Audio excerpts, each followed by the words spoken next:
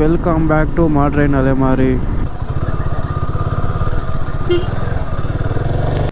ಮಲೆ ಮಹದೇಶ್ವರ ಬೆಟ್ಟ ಬಗ್ಗೆ ನಾನ್ ತಿಳ್ಕೊಂಡಿರೋಷ್ಟು ಹೇಳ್ತೀನಿ. ಅದರಲ್ಲಿ ಏನಾದ್ರೂ ತಪ್ಪಿದ್ರೆ ಕಾಮೆಂಟ್ ಮಾಡಿ ಹೇಳಿ. ಮಾಧವನನ್ನು 77 ಮಲೆಯ ಒಡೆಯ ಅಂತ ಕರೀತಾರೆ. ಮಹದೇಶ್ವರ ಶ್ರೀಶೈಲದಿಂದ ಬಂದು ಇಲ್ಲಿ ನೆಲೆಸಿದ್ದಾರಂತೆ. ಇವರ ಅಪ್ಪ ಚಂದ್ರಶೇಖರ ಮೂರ್ತಿ, ಅಮ್ಮ ರಾಜಮ್ಮ. ಚಿಕ್ಕವಾಗಿಂದಾನೇ ಮಹದೇಶ್ವರ ಶಿವಭಕ್ತರು. ಇವರು 7 ವರ್ಷ ಇದ್ದಾಗೆ ಮನೆ ಬಿಟ್ಟು ಆಚೆ ಬರ್ತಾರೆ. ಮತ್ತೆ ಮಠ ಸೇರಿ ಇವರು ಸನ್ಯಾಸಿ ಆಗ್ತಾರೆ. ಸನ್ಯಾಸಿ ಆದ್ಮೇಲೆ ಮತ್ತೆ ತಪಸ್ಸಿಗೆ ಅಂತ ಕಾಡಿಗೆ ಹೋಗ್ತಾರೆ. ಹೋದ್ಮೇಲೆ ಇವರು ಹುಲಿನ ಪಳಗ್ಸೋದನ್ನ ಕಲ್ತ್ಕೊಂತಾರೆ. ಈ ಕಾಡಿಗೆ ಬಂದಾಗ ಇಲ್ಲಿ ಯಾರು ವಾಸವಾಗಿರ್ಲಿಲ್ಲ. ಇಲ್ಲಿ ಬಂದಾಗ ಇದ್ದಿದ್ದು ಸಾಧುಗಳು ಮಾತ್ರ. ಮತ್ತೆ ಈ ಬೆಟ್ಟದಲ್ಲಿ ಒಬ್ಬ ಮಾಂತ್ರಿಕ ಕೂಡ ಇದ್ದಾನಂತೆ.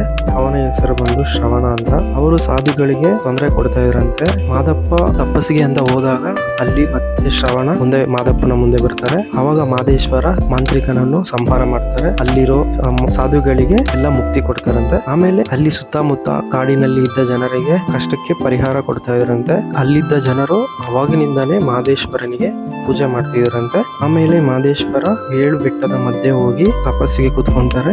ಜುಂಗೇಗೌಡ ಅನ್ನೋ ರೈತ ಈ ದೇವಸ್ಥಾನವನ್ನು ಕಟ್ಟಿಸಿದ್ದಾರೆ. ಅವರು ಮಹದೇಶ್ವರ ಭಕ್ತರು. ಈ ದೇವಸ್ಥಾನದ ಸುತ್ತಮುತ್ತಲು ಇರುವ 7 ಬೆಟ್ಟಗಳು ಆನುಮಲೆ, ಜೇನುಮಲೆ, ಕಣ್ಣುಮಲೆ, ಪಚ್ಚಮಲೆ, ಪವಡಮಲೆ, ಪೊನ್ನಾಚಿ ಮಲೆ, ರುದ್ರಾಕ್ಷಿ ಮಲೆ, ವಿಭೂದಿ ಮಲೆ, ಕೊಂಗುಮಲೆ ಎಂಬ ಹೆಸರುಗಳನ್ನು ಇಲ್ಲಿನ ಜನರು ಇಕ್ಕಿದ್ದಾರೆ. ಮಾದಪ್ಪ ಇನ್ನ ಜೀವಂತವಾಗಿದ್ದಾರೆ ಅಂತ ಇಲ್ಲಿನ ಜನ ನಂಬುತ್ತಾರೆ.